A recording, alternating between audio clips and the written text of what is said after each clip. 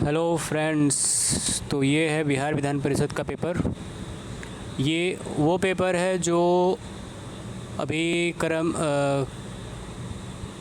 इसका हुआ था कर्मचारी का, जिसमें नाइट गार्ड, दरबान वगैरह वगैरह पोस्ट था।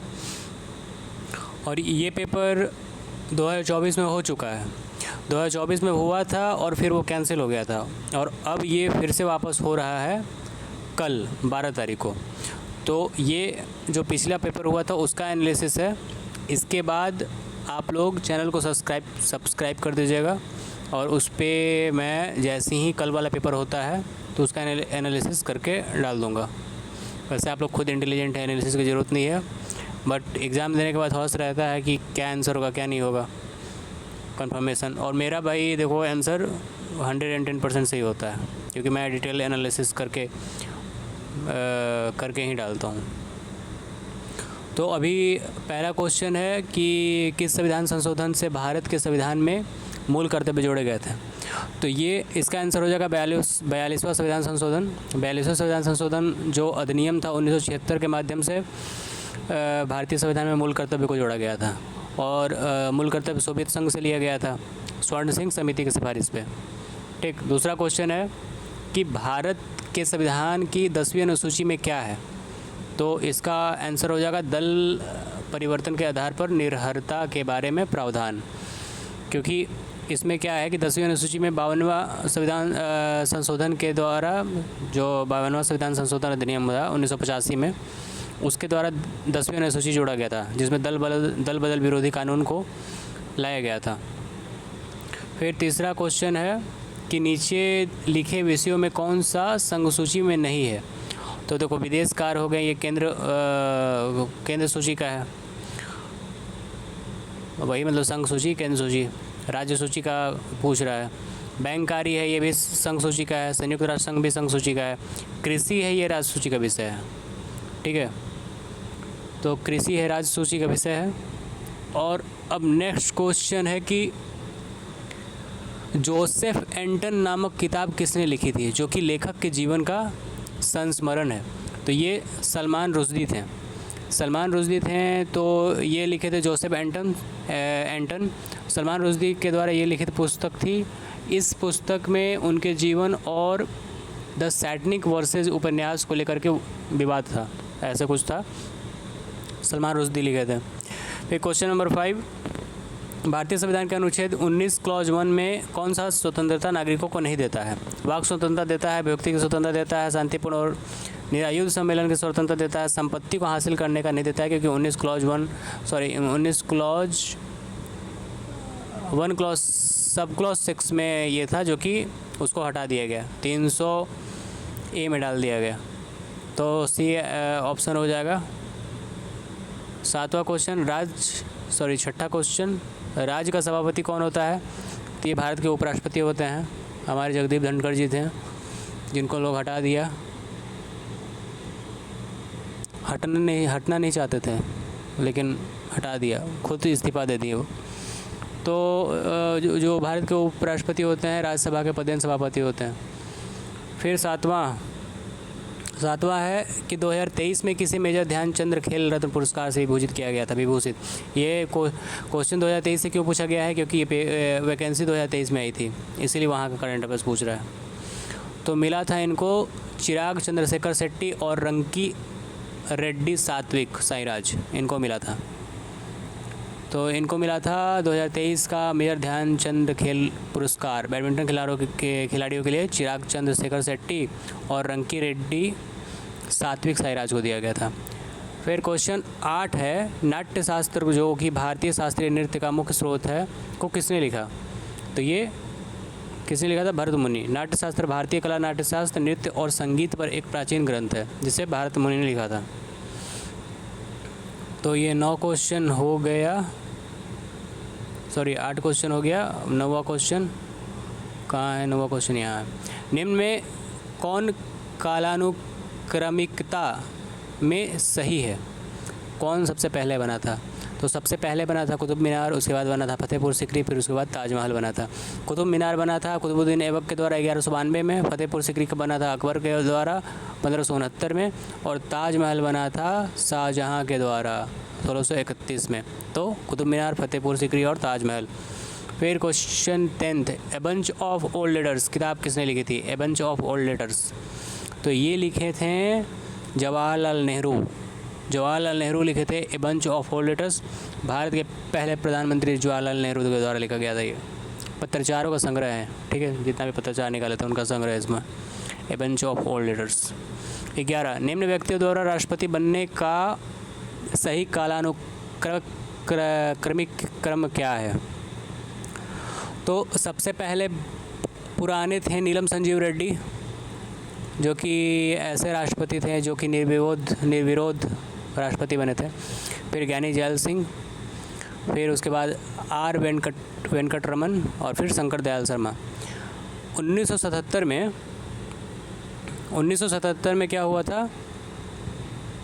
1977 से 82 थे नीलम संजीव रेड्डी, ज्ञानी जैल सिंह थे 1982 से 87, आर वेंकट रमन 1987 से 1992 थे, और शंकर दयाल शर्मा 1992 से 1997 थे, ठीक है। फिर इसके बाद तो हो गया नीलम संजीव रेड्डी, ज्ञानी जैल सिंह, आर वेंकट रमन और शंकर दयाल शर्मा। क्वेश्चन नंबर 12, अखिल भारतीय राजनीति में गांधी जी का पहला साहसिक कदम क्या था? तो भाई पहला साहसिक कदम था ये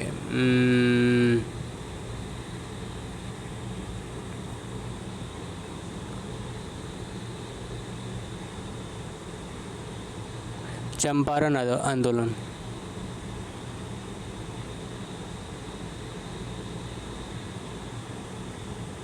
लेकिन भाई लोग देखो, चंपारण आंदोलन तो इसमें मैं इतना थोड़ा इसलिए सोच रहा था कि चंपारण आंदोलन जो था वो गांधी जी का पहला आंदोलन तो था, लेकिन पहला साहसिक कदम इनको बोला जाता है रॉलेट सत्याग्रह को, क्योंकि अखिल भारतीय स्तर पर उनका पहला साहसिक राजनीतिक कदम माना जाता है किसको? तो रॉलेट सत्याग्रह को।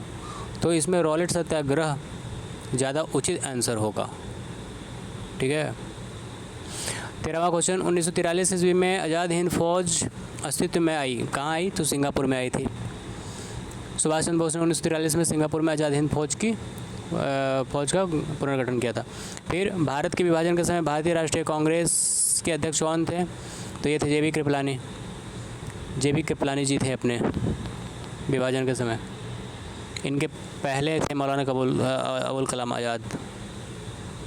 फिर 1946 ईस्वी में गठित अंतरिम कैबिनेट की अध्यक्षता किसने की थी? वर्ष 1946 में गठित अंतरिम कैबिनेट की अध्यक्षता किसने की थी? तो अध्यक्षता जवाहरलाल नेहरू जी किए थे। फिर क्वेश्चन 16 है, मॉन्टेग्यू चेम्सफोर्ड रिपोर्ट, ये कौन सा था? तो भारत सरकार अधिनियम 1919 मॉन्टेग्यू चेम्सफोर्ड था। मॉन्टेग्यू चेम्सफोर्ड जो सुधार था उसमें 1919 को बोला जाता है भारत सरकार अधिनियम को।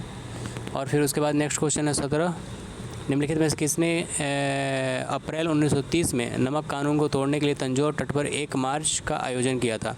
तो ये सी राजगोपालचारी थे। सी राजगोपालचारी 1930 में डांडी मार्च के जैसा ही तंजौर तट पर नमक कानून तोड़े थे, और बिहार में अपने श्री कृष्ण सिंह, ठीक है। 1 मार्च को राजगोपालचारी जी किए थे। तो क्वेश्चन नंबर 18 पे पहुंचते हैं हम लोग। विक्टोरिया जलप्रपात किस नदी पे है? जाम्बेजी नदी पे है, अपना अफ्रीका में जाम्बेजी नदी, जिम्बाब्वे और जाम्बिया के बीच एक जाम्बेजी नदी ये बनाती है, सीमा रेखा बनाती है, उसी पे विक्टोरिया जलप्रपात। नेक्स्ट क्वेश्चन 19, निम्नलिखित नदियों में कौन सी सबसे लंबी नदी है? तो सबसे लंबी नदी कौन सी है आप लोग गेस कर सकते हैं। सबको जानता, बच्चा जानता है कि अमेजन नदी है। दुनिया की सबसे लंबी नदी वैसे नील नदी है, लेकिन दिए गए विकल्पों में अमेजन नदी। निम्नलिखित नगरों में से कौन सा एक भूमध्य रेखा के सर्वाधिक निकट है? तो भूमध्य रेखा के सर्वाधिक निकट कौन सा है? सिंगापुर है। सिंगापुर सबसे नज़दीक है। फिर निम्नलिखित में से कौन सा भौगोलिक रूप से ग्रेट निकोबार के सबसे निकट है? तो ग्रेट निकोबार के सबसे निकट कौन सा है? तो सुमात्रा है। इंडोनेशिया का सुमात्रा द्वीप सबसे नज़दीक है। फिर क्वेश्चन नंबर 22, टिहरी पनबिजली कॉम्प्लेक्स निम्नलिखित में से किस नदी पर अवस्थित है? तो ये हो गया तुम्हारा भागीरथी। इसको याद करने के लिए जो टिहरी लोग होते हैं ना तुरंत भाग जाते हैं, जो पतले होते हैं। तपोवन विष्णुगढ़ जल विद्युत परियोजना कहाँ अवस्थित है? तो तपोवन कहाँ पे है? तो उत्तराखंड में है। ठीक है, उत्तराखंड में है तपोवन विष्णुगढ़ जल विद्युत परियोजना, भारत के उत्तराखंड राज्य में है। और क्वेश्चन नंबर 24, निम्नलिखित स्थानों में से कौन सा सोमपेन जनजाति कहाँ पाई जाती है? तो निकोबार द्वीप समूह में सोमपेन जनजाति पाई जाती है। क्वेश्चन नंबर 25, निम्नलिखित में से किस नदी का उद्गम स्थल भारत में नहीं है? तो सतलज नदी, बच्चा जानता है, मानसरोवर झील के पास से निकलती है जो कि तिब्बत में है। 26 क्वेश्चन नंबर, अच्छा ये वाला मिट गया है, 26 वैसे 26 ही है ये। क्वेश्चन है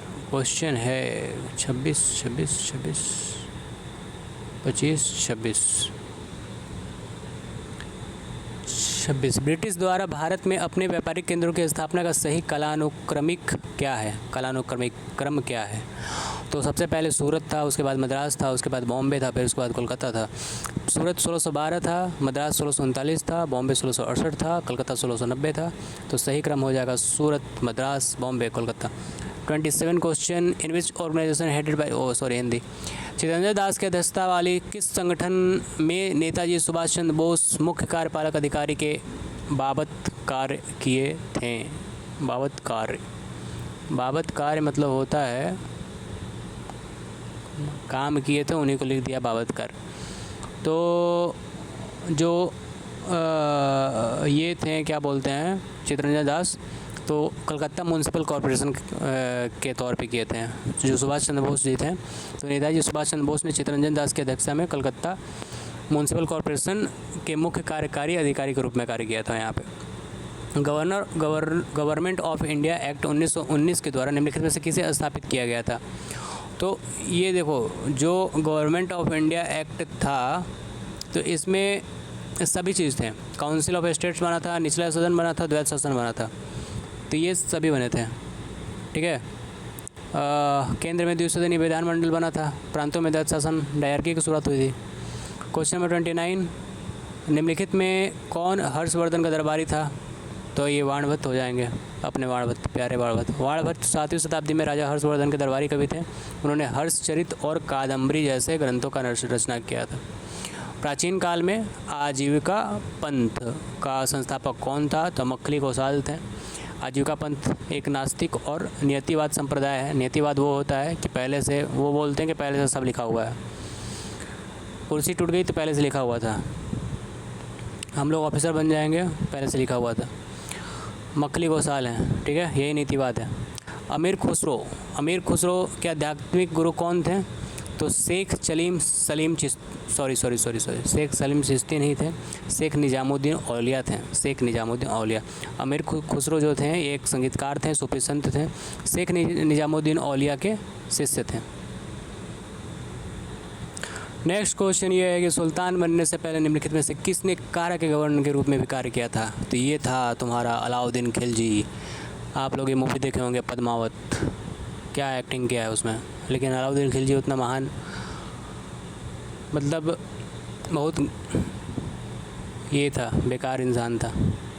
तो अलाउद्दीन खिलजी था, सुल्तान बनने से पहले अलाउद्दीन खिलजी कारा का गवर्नर के रूप में कार्य करता था, मतलब कार्य किया था। जला वला के सब ख़त्म कर दिया नालंदा। फिर आगरा शहर की नींव किसने डाली? तो आगरा शहर की नींव किसने डाली? मैंने नहीं डाली। आगरा शहर की नींव डाला सिकंदर लोदी ने। ठीक है, सिकंदर लोदी आगरा शहर का नींव 1504 ईस्वी में बनाए थे सिकंदर लोदी। फिर बनारस में संस्कृत कॉलेज की स्थापना किसने की थी? तो ये तो भाई डंका बजा बजा के हम कह रहे हैं कि भाई संस्कृत कॉलेज, संस्कृत पढ़े हैं हम, डंका बजा के बोल। जोनाथन डंकन, बनारस में संस्कृत कॉलेज की स्थापना जोनाथन डंकन ने की थी। फिर इंडियन सिविल सर्विसेज में सुभाष चंद्र बोस का चयन कब हुआ था? तो सुभाष चंद्र बोस का चयन हुआ था तुमको 1920 में, ठीक है, 1920 में। 1920 में क्या हुआ था, सुभाष चंद्र बोस का चयन इंडियन सिविल सर्विसेज में हुआ था। फिर नेक्स्ट क्वेश्चन है, वेयर इज़ नेक्स्ट क्वेश्चन। तो नेक्स्ट क्वेश्चन है शीतकालीन 36, शीतकालीन ओलंपिक खेल किस वर्ष प्रारंभ हुए? तो शीतकालीन ओलंपिक खेल 1924 में प्रारंभ हुए थे, ठीक है। यह शीतकालीन ओलंपिक खेल का मतलब जो होता है ओलंपिक, एक समर ओलंपिक होता है, एक विंटर ओलंपिक होता है। तो शीतकालीन जो है 1924 में शुरू हुआ था। फिर है भारत में पहले मध्यावधि चुनाव लोकसभा के लिए हुए थे, कब हुए थे? तो 1971 में हुए थे। 1967 में एक बार चुनाव हुआ था, ठीक है, 67 में चुनाव हुआ, फिर चुनाव हो करके सब विकटित हो गया था, तो फिर से मध्यावधि चुनाव किया गया, 1971 में हुआ था। क्वेश्चन नंबर 38 भारत के एकमात्र राष्ट्रपति जो निर्विरोध निर्वाचित हुए थे, तो ये नीलम संजीव रेड्डी भारत के एकमात्र राष्ट्रपति थे जो निर्विरोध चुने गए थे। फिर नेक्स्ट क्वेश्चन है 73वां संविधान संशोधन में वर्ण डैश डैश डैश में वर्णित राज्य के नीति निर्देशक तत्वों के प्रावधान को प्रभावी बनाने के लिए लाया गया। तो ये जो क्वेश्चन है ये है कि भाई इसमें हम अनुच्छेद 40 यूज कर सकते हैं, क्योंकि अनुच्छेद 40 जो है ये 73वां संविधान संशोधन अधिनियम में वर्णित जो राज्य के नीति निर्देशक सिद्धांत हैं, तो ग्राम पंचायतों के गठन को प्रभावी बनाने के लिए लाया गया था। मतलब देखो यहाँ पे पूछ रहा है ना कि नीति निर्देशक तत्व में 40 भी है, 45 भी है, 42 भी है, 47 भी है, नीति निर्देशक तत्व में है। तो नीति निर्देशक तत्व तो तुम्हारा 36 से शुरू हो करके 51 तक जाता है। तो इतने सारे अनुच्छेद हैं, तो इसमें से 73वां संविधान संशोधन क्या था? तो ग्राम पंचायतों का गठन था। 74वां संविधान संशोधन नगर पालिका नगर पंचायत का गठन था। तो नगर निगम का 73वां हुआ था 1992 में ग्राम पंचायतों के लिए। तो ग्राम पंचायत का अनुच्छेद कौन सा है? अनुच्छेद 40, सिंपल। फिर क्वेश्चन नंबर 40 भारत के नियंत्रक एवं महालेखा परीक्षक का कार्यकाल कितने का होता है? तो 6 वर्ष का होता है। 65 वर्ष या 6 वर्ष, मतलब 65 वर्ष की आयु तक या फिर 6 वर्ष, ठीक है। अगर जो चीज़ समझ में नहीं आएगा कमेंट कर दीजिएगा, एकदम हम अच्छे से बता देंगे डिटेल एनालिसिस के साथ, बहुत तेज़ है पढ़ने में हम। चलो पूछ के देखिए। तो 41 निम्नलिखित में कौन सा एक जीव चावल की फसल के लिए जैव उर्वरक का कार्य कर सकता है? तो नीलहरित शैवाल यही है जो इसको बोलते हैं ब्लू ग्रीन एल्गी। चावल के फसल के लिए ये क्या करता है? कुछ तो करता है। क्या करता है? प्रोटीन नाइट्रोजन फिक्सेशन का कार्य करता है, प्रोटीन का कार्य नहीं करता है। मतलब कि देखो राइजोबियम होता है वो नाइट्रोजन फिक्सेशन का कार्य करता है, मानते हैं, लेकिन नीलहरित शैवाल है ये भी उसमें मदद करता है। और ख़ास में जो सूक्ष्म पोषक पदार्थ होते हैं उनको तोड़ने का कार्य करता है नीलहरित शैवाल। या फिर ये कह सकते हैं कि सूक्ष्म पोषक पदार्थों को चावल को प्रदान करता है। फिर क्वेश्चन नंबर 42 शीतल पेय जैसे कोला में पर्याप्त मात्रा होती है, तो इसमें क्या होती है? तो कैफीन होती है सबसे ज़्यादा, ठीक है। फिर क्वेश्चन नंबर 43 नाभिक के अलावा कोशिका के किस कोशिकांग में डीएनए होता है? तो डीएनए होता है माइटोकॉन्ड्रिया में, ठीक है, माइटोकॉन्ड्रिया में होता है। फिर क्वेश्चन नंबर 44 एथलीट फुट बीमारी होती है, किससे होती है? तो फफूंद से होती है। फफूंद किसको बोलते हैं? इसको कवक बोलते हैं, कवक है फफूंद। तो ये मतलब फंगस जो होता है उसको बोलते हैं। क्वेश्चन नंबर 44 हो गया। क्वेश्चन नंबर 45 एपीफाइट्स वे पौधे होते हैं जो अन्य पौधे पर निर्भर होते हैं, तो ये यांत्रिक अवलंब के लिए होते हैं। उन लोगों को अरे जो लौका का पेड़ होता है ना, लौका का हम लोग के यहाँ, उसी को बोलते हैं एपीफाइट्स पौधे। लौका हो गया या फिर मनी प्लांट हो गया, करेली हो गया, ये सब। घटपर्णी में निम्नलिखित भागों में कौन सा एक घट के रूप में रूपांतर होता है? तो पत्ता होता है। जो पत्ता होता है वही घटपर्णी में पीचर प्लांट बोलते हैं। अंग्रेजी भी हमको आता है, देखो पीचर प्लांट घड़े के आकार का होता है, इसलिए उसको घटपर्णी बोलते हैं देहाती भाषा में। फिर क्वेश्चन नंबर 47 निम्नलिखित धातुओं अधातुओं में से कौन सा एक विद्युत का मंद चालक नहीं है? तो मंद चालक नहीं है तो सेलेनियम है, बाकी सब है विद्युत का चालक तो ये नहीं है। ये बोल रहा है कि मंद चालक नहीं है यानी चालक है, तो सेलेनियम। निम्नलिखित में से कौन सा एक यशद पुष्प कहलाता है? तो कौन सा एक यशद पुष्प कहलाता है? यशद पुष्प किसको बोलते हैं? तो फिलोसफर वोल इसको बोलते हैं अंग्रेजी में, फिलोसफर वोल। तो ये क्या होता है? तो फिलोसफर वोल होता है आपको जिंक ऑक्साइड को बोलते हैं, जिंक ऑक्साइड को फिलोसफर वोल बोलते हैं, यशद पुष्प। क्वेश्चन नंबर 49 पे आते हैं। निम्नलिखित में से कौन सा एक RDX का अन्य नाम है? RDX तो साइक्लोनाइट को बोलते हैं, साइक्लोनाइट। RDX फुल फॉर्म होता है रिसर्च डिपार्टमेंट एक्सप्लोजिव, विस्फोटक में यूज होता है, तो इसका अन्य नाम साइक्लोनाइट है। फिर क्वेश्चन नंबर 50, जब पानी को 0 डिग्री सेंटीग्रेड से 10 डिग्री सेंटीग्रेड तक गर्म किया जाता है तो इसका आयतन क्या होता है? तो देखो 4 डिग्री सेंटीग्रेड पे पानी का घनत्व उच्चतम होता है। क्यों होता है? तो मास पर यूनिट वॉल्यूम होता है, यानी कि जैसे जब किसी चीज़ को वस्तु को हम जब गर्म करते हैं तो आयतन घटना चाहिए, लेकिन पानी का आयतन जब किसी वस्तु को हम जब गर्म करते हैं तो उसका आयतन बढ़ता है, लेकिन पानी को जब 4 डिग्री सेंटीग्रेड तक गर्म करेंगे तो उसका आयतन घटता है और उसके बाद 4 डिग्री के बाद बढ़ता है, उल्टा होता है। इसीलिए पहले घटता है और फिर उसके बाद बढ़ता है। कहाँ गया जी? हाँ, क्वेश्चन ऑप्शन नंबर डी, पहले घटता है तब बढ़ता है। फिर क्वेश्चन नंबर 51, बेरी का कारण क्या है? तो विटामिन B1, बच्चे जानते हैं इसको। B1 को थायमिन बोलते हैं, जिसकी कमी से बेरी होता है। फिर वॉशिंग मशीन का कार्यकारी सिद्धांत क्या है? तो सेंट्रीफ्यूगल फोर्स। जो सेंट्रीफ्यूगल फोर्स होता है, मतलब उसको हिंदी में बोलेंगे अपकेंद्रण के द्वारा। तो ऑप्शन सी सही हो जाएगा। क्वेश्चन नंबर 53, प्रकाश की गति निम्न में से किस माध्यम में न्यूनतम होती है? ठीक है, किस माध्यम में न्यूनतम होती है भाई जी, कोई बता दे? तो न्यूनतम हो जाएगी आपको कांच में। निर्वात में सबसे ज़्यादा होती है, उसके बाद वायु में, फिर जल में, सबसे कम कांच में। फिर क्वेश्चन नंबर 54, निम्न में से कौन सी सदिश राशि नहीं है? तो इसका सिंपल सा आंसर गति हो जाएगा। वेग सदिश राशि है, बलाघूर्ण टॉर्क भी सदिश राशि है, और टॉर्क क्या होता है? FD, फोर्स इंटू डिस्टेंस, और विस्थापन भी आपका सदिश राशि है।